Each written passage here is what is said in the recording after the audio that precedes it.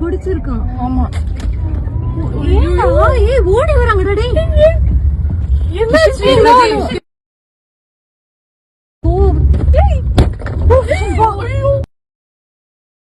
No no no no. ஒரு கார்ல திமுகவோட கொடி பறந்தா போதும் அவங்க என்ன தப்புனாலும் பண்ணலாம் அப்படிங்கிறதுக்கு வந்து பார்த்தீங்கன்னா ஈசிஆர்ல நடந்த, அதாவது பெண்களை வீட்டு வர துரத்திட்டு போயிட்டு ஒரு பெண்ணை நடு ரோட்டில் ஒருத்தன் இறங்கி வந்து துரத்தி அவங்க காரில் அடிக்கிறான் அப்படின்னா, அதுவும் திமுக கொடி பொருத்தின காரு, ஓகேங்களா? இந்த மாதிரி இருக்கும்போது இது அவங்களுக்கு ஒரு லைசன்ஸாக இருக்குது தமிழ்நாட்டில். அவங்க என்ன தப்புனாலும் பண்ணலாம், அந்த காவல்துறை வந்து எதுவுமே கேட்காது அப்படிங்கிறது வெட்ட வெளிச்சமாக எல்லாத்துக்குமே தெரிஞ்சிருக்கு. ஸோ அந்த ஆளும் திமுக அரசு இருக்கு இல்லையா, ஒரு இரவு 11 மணிக்கு ஒரு குடும்பத்தோட எங்கேயோ போயிட்டு வந்துகிட்டு இருக்காங்க. ஸோ அவங்க கார் இடிச்சிருச்சுன்னு சொல்லிட்டு இவங்க சொல்றாங்க. பட் அது எந்த அளவு உண்மை அப்படிங்கிறது இல்லை. அந்த பெண்கள்கிட்ட கேட்கும்போது அவங்க வந்து பார்த்தீங்கன்னா நாங்கள் அப்படி உரசலை அப்படிங்கிறது சொல்றாங்க. இந்த நடு ரோட்டில் அந்த 4 பொறுக்கிங்க வந்து பார்த்தீங்கன்னா துரத்திட்டு, அதில் ஒருத்தன் துரத்திட்டு வரான், அவங்க வீட்டு வர போயிருக்காங்கன்னா இந்த தமிழ்நாடு எந்த நிலைமைக்கு பின்னோக்கி போகுது அப்படிங்கிறத பாருங்க. கிட்டத்தட்ட காவல்துறை வந்து எந்த ஒரு நடவடிக்கையுமே எந்த ஒரு இதுலையுமே அலட்சியமாக தான் இருக்காங்க. அதுவும் அவங்க கொடி இருக்கு, திமுகவோட ஆள் வந்து உள்ள இருக்கான் அப்படின்னா அவங்கள கை நழுவுவதுக்காண்டி என்னன்னாலும் பண்றாங்க. கிட்டத்தட்ட வெள்ளிக்கிழமை நடந்த இஷ்யூல அவங்க போய் கம்ப்ளைண்ட் கொடுக்குறாங்க. அது வந்து எஃப்ஐஆரை பதிவு செய்யலை. இது இந்த மாதிரி ஒரு மாணவன்கிட்ட இது வந்து எங்கேயாச்சும் இருக்குமா? அதே பெண்கள் போயிட்டு கேட்கும்போது எஃப்ஐஆர் பதிவு செஞ்சீங்களான்னு கேட்கும்போது எந்த ஒரு இதுவுமே இல்லை. கேட்டால் இப்போ 4 தனிப்படை வச்சு அமைச்சு தேடிக்கிட்டு இருக்காங்களா அவங்கள. இது என்ன மாதிரி ஒரு மைண்ட் செட்டில் இருக்குங்கிறத யோசிங்க. ஆளும் முதல்வர் இருக்கார் இல்லையா, இந்த முதல்வர் வந்து விழுப்புரத்தில் போயிட்டு நடைப்பயணம் போகிறாரு. குழந்தைகள்லாம் சுற்றி இருக்காங்க, அப்பா அப்பான்னு கூப்பிடுறாங்க. இது வந்து அவர் அதை எடுத்து ட்விட்டரில் போடுவார், அதாவது எக்ஸலத்தில் போடுவார். என்னை வந்து தமிழ்நாட்டுக்கே அப்பாங்கிறாங்க. இது என்ன மாதிரி ஒரு மைண்ட் செட்? ஒரு குழந்தையோட மைண்ட் செட் எப்படி இருக்கும்? சிம்பிளாக யோசிங்க. ஒரு செலிப்ரிட்டியோ யாரோ ஒரு ஆள் பெரிய லெவலில் இருக்கவங்க வரும்போது அவங்க வந்து அன்பை தான் வெளிப்படுத்துவாங்க. இதே இது நீங்கள் பரந்தூர் போனீங்க அப்படின்னா, மக்கள் பரந்தூர் போங்க, அப்படி இல்லை அப்படின்னா வந்து பார்த்தீங்கன்னா வேங்கை வயல் போனீங்களா, இந்த மாதிரி விஷயத்தில் நீங்கள் போனீங்கன்னா அந்த மக்களோட ஆதங்கம் தெரியும். அவங்க எந்த மாதிரி மனநிலையில் இருக்காங்கங்கிறது தெரியும். அது எல்லாத்துக்கும் தெரியும். கிட்டத்தட்ட விழுப்புரத்தில் வந்து அவர் ரோடு ஷோ பண்ணார் அப்படின்னா அதுக்கு காரணம் யார்? தளபதி விஜயன் தான். கிட்டத்தட்ட பரந்தூருக்கு போனதுக்கு அப்புறம் வேங்க வயலுக்கு போகிறதா இருக்குது. அப்படிங்கும்போது இப்போ வந்து அந்த ஒரு விஷயம் முடிக்கிறாங்க. இந்த மாதிரி தமிழ்நாட்டில் கிட்டத்தட்ட எல்லா ஒரு இதுவுமே வந்து பார்த்தீங்கன்னா மக்களோட பிம்பத்தை வந்து பிரதிபலிக்கும் விதமாக இல்லை.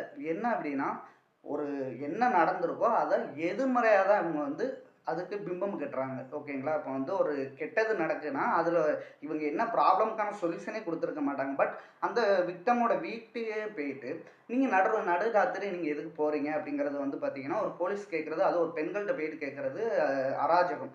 இதே தான் வந்து பார்த்தீங்கன்னா அண்ணா யூனிவர்சிட்டியோட அந்த மாணவிக்கு நடந்த இஷ்யூ அதுதான். அந்த சார் யாருங்கிறது லாஸ்ட் வரை யாருக்குன்னு தெரியல. அவனுக்கு கால் உடஞ்சது மட்டும்தான் இஷ்யூ. அது போலீஸ் வந்து பண்ணி அதை பெருசாக காட்டிக்கிறாங்க மக்கள்கிட்ட. நாங்கள் இப்படி இருக்கோம், நேர்மையாக இருக்கோம் அப்படிங்கிற மாதிரி காட்டுறாங்க. பட் மக்கள் யாரும் முட்டாள் கிடையாது. ஆளும் திமுக அரசுக்கு நான் அதை பதிவு செய்ய விரும்புகிறேன். கிட்டத்தட்ட இன்னும் நம்ம பின்னோக்கி தான் போய்கிட்டே இருக்கோம். மக்களுக்கான பாதுகாப்பு அப்படிங்கிறது இருக்கணும் அப்படிங்கிறத நான் பார்க்கணும். அதுவும் பெண்களுக்கான பாதுகாப்பாக இருக்கணும். திமுக ஆளும் அரசில் வந்து பார்த்தீங்கன்னா பெண்களுக்கு பெண்களுக்கான கட்சி அப்படின்னு சொல்கிறாங்க. பட் பெண்களுக்கான இதில் வந்து பார்த்தீங்கன்னா ஸ்கூலில் கத்தி குத்து, கவர்மெண்ட் ஆஸ்பத்திரியில் கத்தி குத்து, இப்போ நடு ரோட்டில், அதுவும் சென்னை மாதிரி சிட்டி, ஈசிஆர் மாதிரி சிட்டி, நைட்டு 11 மணிக்கு காரை வழிமறித்து வீட்டு வர போயிட்டு அவங்கள வந்து இது பண்ணிட்டு ஃபாலோ பண்ணிட்டு போகிறாங்க. அவங்க காரில் வந்து கொடி இருக்குது, திமுகவோட கொடி. ஓகே, பரந்தூர் இஷ்யூ இந்த மாதிரி ரொம்ப இஷ்யூ வந்து பார்த்தீங்கன்னா மக்களை வந்து பாதிப்படைய வச்சுக்கிட்டு இருக்கு. இந்த ஒரு விஷயம் அப்படிங்கிறது 2026 எலெக்ஷனில் கண்டிப்பாக பிரதிபலிக்கும் அப்படிங்கிறத நம்ம பார்க்கலாம். இதுக்கு தமிழக வெற்றி கழக கட்சி தலைவர் கூட அந்த பெண்களை துரத்தி போன காரு இதுக்கு வந்து பார்த்தீங்கன்னா கண்டனம் அப்படிங்கிறது எல்லா கட்சி தலைவர்களுமே பண்ணிக்கிட்டு இருக்காங்க. இதுக்கு வந்து ஒரு பெரிய விடியற்காலம் அப்படிங்கிறது வரும் அப்படிங்கிறத நான் நம்புகிறேன். ஸோ வெயிட் பண்ணி பார்க்கலாம். நான் அந்த பொறுக்கிங்க நான் அந்த துரத்திட்டு வந்தாங்கல்லே, அப்போ நீங்கள் யோசிச்சு பாருங்கள். இந்த மாதிரி ஒரு அப்பா அந்த காரை துரத்திட்டு வந்தாங்க இல்லையா, அவனோட அப்பன் எந்த லெவலில் ஒரு பொசிஷனில் இருப்பான் திமுகவில். அவன் எவனுக்கு நான் சால்ரா தட்டிக்கிட்டு இருப்பான். அவனை மாதிரி ஆட்களால் தானே இந்த மாதிரி நாய்க்கு வந்து நடு ரோட்டில் துரத்திட்டு போகுது. ஓகேங்க, காரே இடிச்சிட்டான், நீ போய் கம்ப்ளைண்ட் கொடு. உனக்கு என்ன, உன் அப்போ உங்கள் கட்சி ஆட்சி தானே நடக்கு, உனக்கு சாதகமாக தானே பண்ண போகிறான். அப்புறம் என்ன மயத்துக்கு நீ வந்து போய் பார்த்தோன்னா போயிட்டு அந்த காரை துரத்திக்கிட்டு வீட்டு வர போகிற, ஏதோ ஒரு படத்தில் நடந்த மாதிரி அச்சசலாக இருந்துச்சு. கிட்டத்தட்ட வீடு வர துரத்திட்டு போகிறாங்க. அதில் இருந்த ஒரு பெண்மணி உண்மைக்கு பாராட்டியே ஆகணும். என்ன அப்படின்னா, கதவை யாரும் திறக்காதீங்க, ஸோ போலீஸ் ஸ்டேஷனுக்கு கால் பண்ணு, மாமாவுக்கு கால் பண்ணு.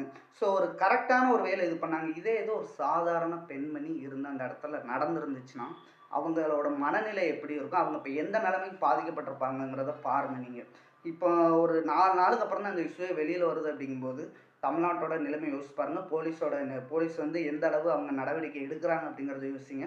ஸோ இதுக்கான தகுந்த இது வந்து பார்த்தீங்கன்னா, 2026ல குடுத்தே ஆகணும். பொதுமக்களாகிய நாம் அந்த 2026 வரும்போது, நம்ம யாருக்கு வாக்களித்தா கரெக்ட்டா இருக்கும் அப்படிங்கிறத யோசிச்சு வாக்களிங்க. அத தான் நான் சொல்றேன்.